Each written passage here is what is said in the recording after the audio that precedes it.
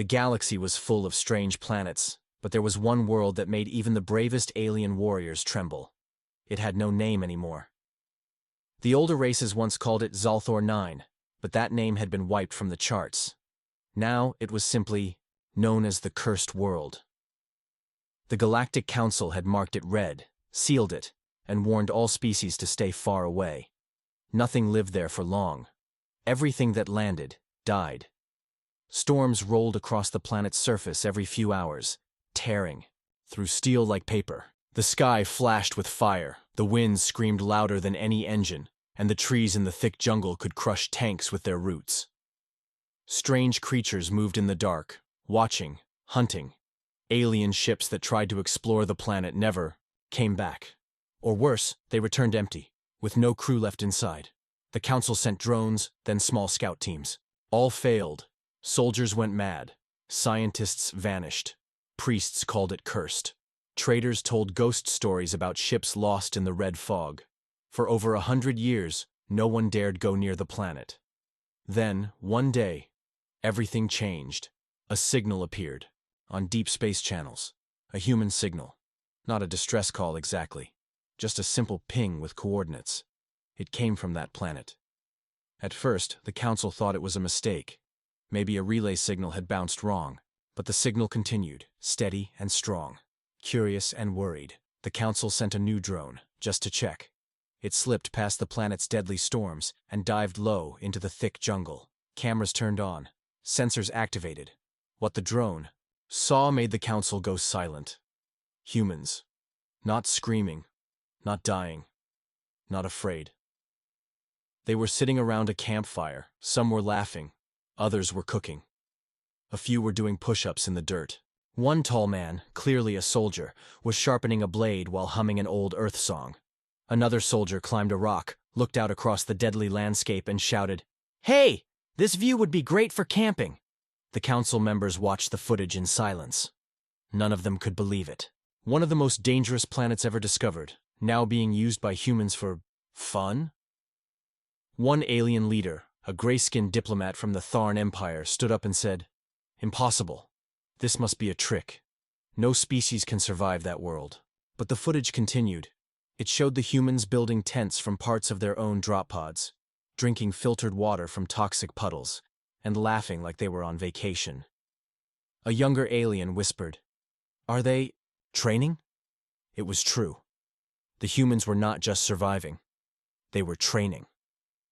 Briggs, the human team leader, spoke into his helmet cam. Day 2. Weather's worse than usual, but nothing too bad. We've cleared a few of the local wildlife. Hostile, but manageable. Private Jensen lost a boot in the mud. He'll have to go barefoot till morning. We'll use this terrain for combat testing. Good stress on the muscles. One of the alien observers gasped. They're treating it like a gym. Another drone captured a small group of humans running through the jungle while being chased by a creature taller than a hover tank. The humans laughed, dodged trees, and one shouted back, "Keep up, slowpokes." No species had ever done this. No species had even come close. But the humans didn't seem scared.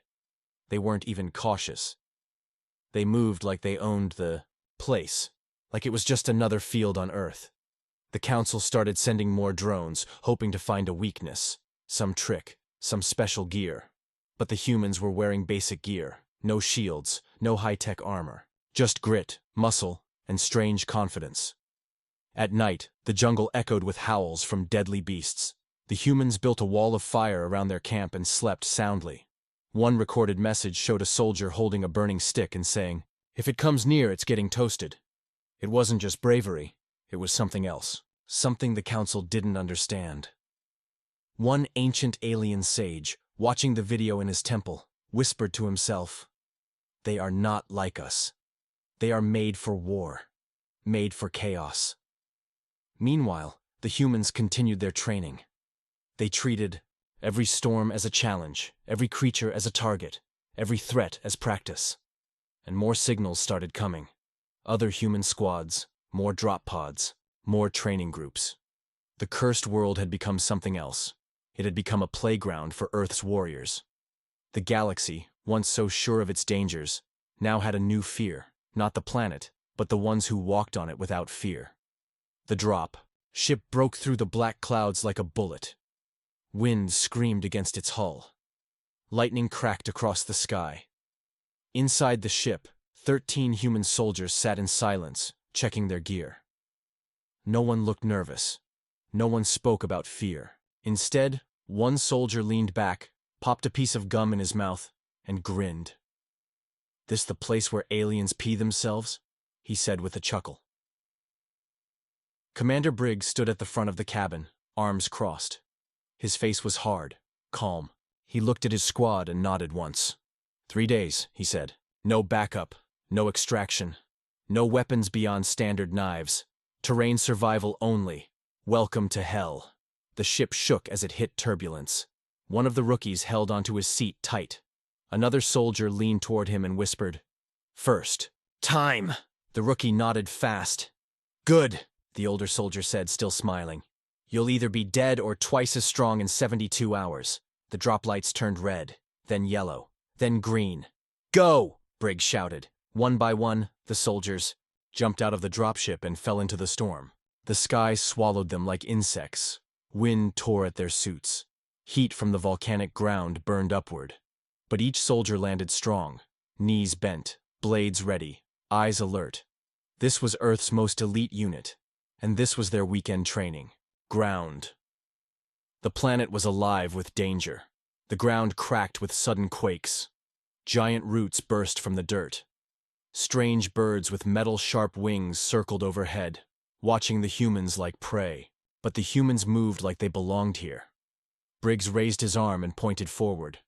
"Split into pairs, clear the jungle, set up camp before nightfall." They obeyed without question.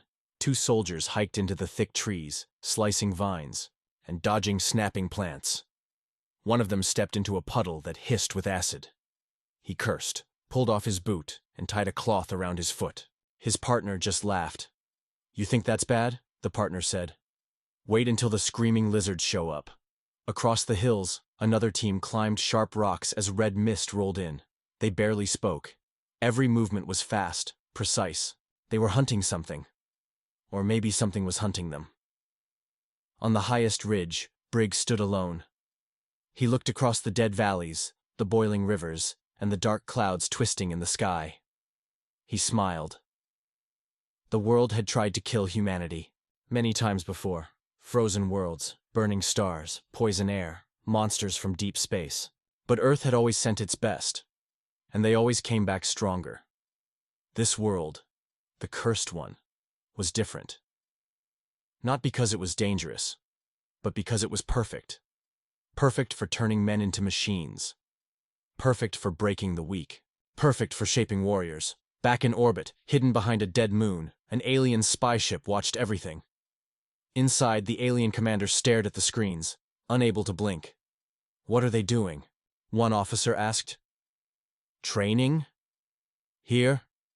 "They are playing," the commander answered, voice dry and thin. "Playing in our nightmares."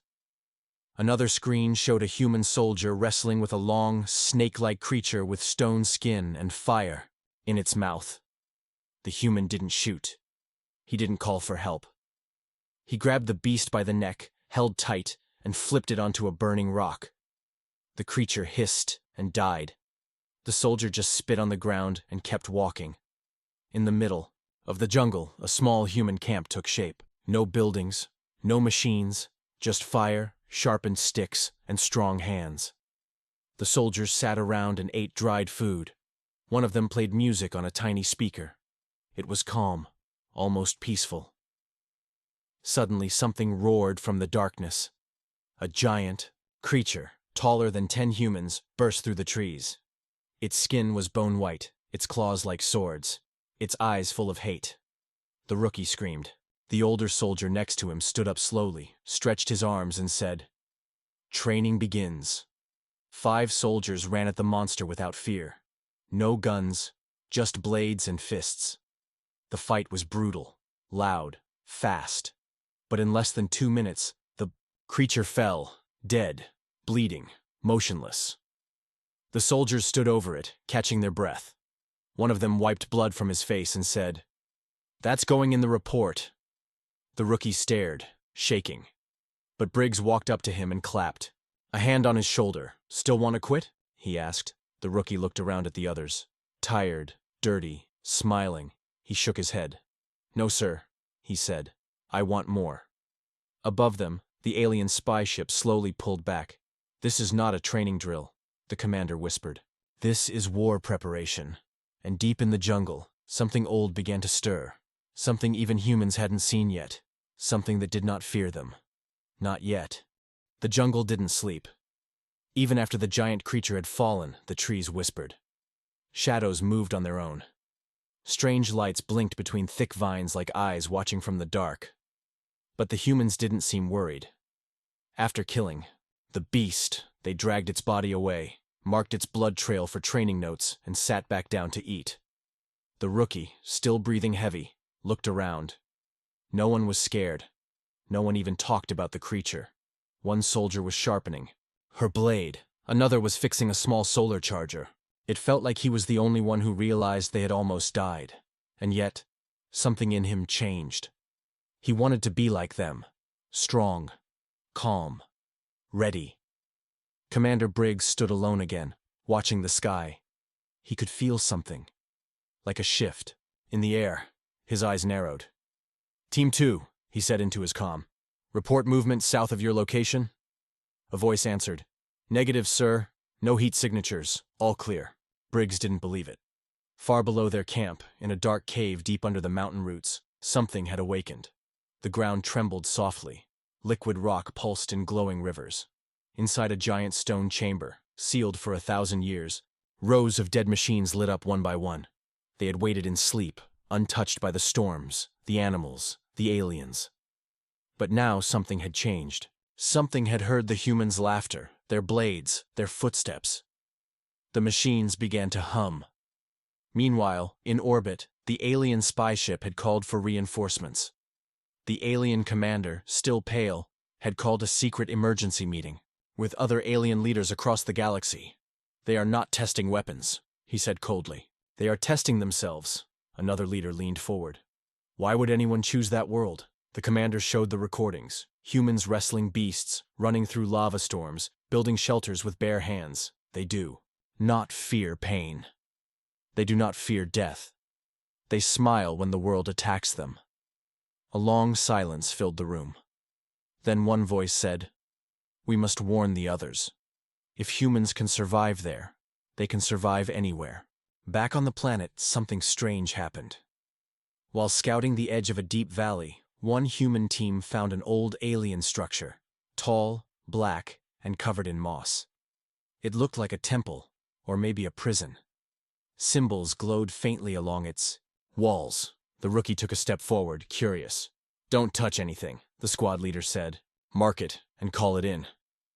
But the rookie felt something pulling him closer. Not with sound, not with light, but with emotion. Like the structure itself was alive, or dreaming. He reached out and pressed his hand to one of the glowing marks. Suddenly the ground shook. The structure pulsed with light. A deep growl echoed from far below. The jungle was on fire. Smoke rose into the sky like black towers. Trees cracked and fell under the weight of battle. Strange weapons clashed with human steel and gunfire. The ancient guardians, those glowing-eyed creatures from the lost age, were no longer hiding. They attacked in full force, pouring from old tunnels, rising from under lakes, even falling from the storm clouds above. But the humans didn't run. Commander Briggs led the defense like a man who had planned for this moment all along. Orders flew from his mouth faster than bullets. His people moved like machines, fast, fearless, trained to the bone. Even the rookie now fought like a soldier born from fire. Still, the enemy was different, smarter, stronger. Every time one guardian fell, another took its place. They didn't seem to die. They just vanished in smoke and returned from the shadows. The camp was holding, but just barely. Briggs knew they were missing something. He stood in the center of the war zone, staring at the strange temple structure the rookie had touched. The one that had woken the guardians. Its lights were brighter now, pulsing like a heart. Symbols shifted across its surface, forming new patterns that no one understood. "What are you?" he whispered. Suddenly, the rookie shouted from a ridge above. "Commander, look!" High above them, in the dark clouds, something massive moved. A shape, a ship. But it wasn't human, and it wasn't alien either. It looked ancient, made of stone and metal, as if carved from a dead moon. It floated with no fire, no sound, just silent power. And from its sides, hundreds of small black pods dropped from the sky, crashing into the jungle around them like meteors. Each pod opened. More guardians. But these were different. Bigger. Armored. In glowing crystal. Their eyes burned red. Their steps made the ground shake. The rookie's voice cracked. This is not a drill anymore." Briggs tightened his grip on his rifle. "No," he said. "This is a test." The rookie stared at him. "What do you mean?" Briggs looked back at the temple. "This planet isn't trying to kill us. It's watching us, testing our limits, pushing us, like it wants to know who's worthy." "Worthy of what?" "I don't know," Briggs said. "But we're not leaving until we find out." Suddenly, the sky turned red, lighting arced across the clouds. The giant ship pulsed once, and a wave of energy swept over the land. The human tech flickered. Comms died. Drones fell from the sky. All weapons stopped working. Every bullet, every laser, even the backup knives buzzed and shut down. The humans were left with only their hands, their minds, and their training. The Guardians came, claws against fists, blades against boots. The jungle shook as man and monster collided in raw, silent war. No machines, no safety, just willpower. And still, the humans fought. Even the rookie, now bloodied and bruised, stood over his fallen teammate and screamed into the face of a charging Guardian. He swung a broken stick like a sword and broke the thing's mask in half. Smoke blasted out as the Guardian fell. Briggs pulled 2 of his people to safety, dragging them behind the old temple walls. "We need a plan," he said. "We're running. Out of time." Then, the temple answered. It opened. The moss and stone slid back, revealing a staircase going deep underground, glowing with golden light. The rookie, gasping for breath, said, "That wasn't open before." Briggs stared at it. "No," he said. "It opened for us." He turned to his remaining soldiers. "Fall back inside. That's our only chance." As the last of the Guardians charged from the trees, the humans jumped into the stairwell. The temple closed behind them just as the beasts reached the entrance. Silence. Inside, the walls were smooth. Gold veins ran through the stone. Strange shapes floated in the air. Memories, maybe, or messages. At the far end of the hallway, a large door glowed with fire-red symbols. It hummed, as if breathing. The rookie stepped closer. "Do we go in?" Briggs didn't answer right away. He knew this wasn't just a door. It was a challenge. And behind it, answers. Or death. He nodded. "We came here to train, to prove we're ready for anything. This is the final step." And with that, the humans stepped through the door. But what they found on the other side was not what anyone expected. Not machines. Not Guardians. Not weapons. It was a throne room. And something was sitting in the dark. Watching them. Waiting. The humans drew their knives. "What did you do?" the squad leader hissed. "I don't know," the rookie said, stepping back. Then a sound tore through the jungle. Not an animal, not a machine, but something older. Something angry. Commander Briggs heard it too. "All units," he called out. "Form defensive rings. Something's coming." The trees around the camp began to sway without wind. A low hum spread through the air. The rookie looked up at the ridge above them and froze. Creatures were standing there. Dozens of them. Tall, armored, glowing eyes, holding ancient weapons shaped like bones and glass. They hadn't been seen for 1,000 years, not since they wiped out 6 alien species in a single season. They were not beasts. They were not machines. They were the original guardians of this world, and they were waking up. Briggs didn't flinch. He stepped forward and shouted to his team, "No retreat. Form lines. Let's see what these ghosts are made of." The Guardians moved fast. Too fast. In seconds, they were in the trees, leaping, striking, testing the humans like prey. But they didn't find prey. They found warriors. Humans fought back with speed, skill, and fire in their eyes. The rookie, shaking, raised his blade and blocked a glowing spear. It sent sparks across his arm. He shouted, spun, and cut the Guardian's leg. The creature fell and vanished into black smoke. The others watched and roared. This wasn't just training anymore. This was survival. This was war. In orbit, the alien reinforcements arrived. But they stayed back, hidden behind moons and clouds. They watched in silence, recording everything. And deep in their minds, one terrifying truth began to bloom. The humans hadn't just claimed the galaxy's deadliest planet. They were making it theirs. They stepped into silence. The air was warm. The walls glowed softly, covered in patterns that moved like slow fire. Every step echoed through the ancient chamber. The humans had entered something older than memory. Older than even the first. Written word in the galaxy. At the far end, the throne stood. It was made of black stone, fused with metal veins that pulsed with dim red light. It was not empty. Something sat there. Not a creature. Not a man. Something in between. Its eyes glowed, like dying stars. Its skin looked like cracked armor from a forgotten age. It wore no crown, but its presence made the humans freeze. Even Commander Briggs, battle-hardened and fearless, paused mid-step. The figure spoke. You passed. The voice echoed not in the air, but in their minds. It was deep, cold, timeless. Briggs moved forward slowly. Who are you? I am the judge, the being said. This world was my creation, a testbed, a forge. For what? The rookie whispered. For the next rulers of the galaxy, the judge replied. Not those born of power, not those who hide behind ships and laws, but those who endure, those who refuse to break, even when everything else burns. The humans stood still, absorbing every word. This planet, the judge said, was once home to my kind. We ruled the stars, but we grew soft. We forgot pain. We forgot challenge. We died. But we left this place behind, to find those who would rise again. The rookie looked around. The Guardians, the storms, the ship in the sky, all part of the trial, the judge said. Each one designed to test your limits, and you humans laughed at the fire. Briggs clenched his fists. We came here to train, not to conquer. And that, said the judge, is why you passed. Suddenly the throne split in half. The judge stood up. He was massive, taller than any human, with armor that shimmered like starlight.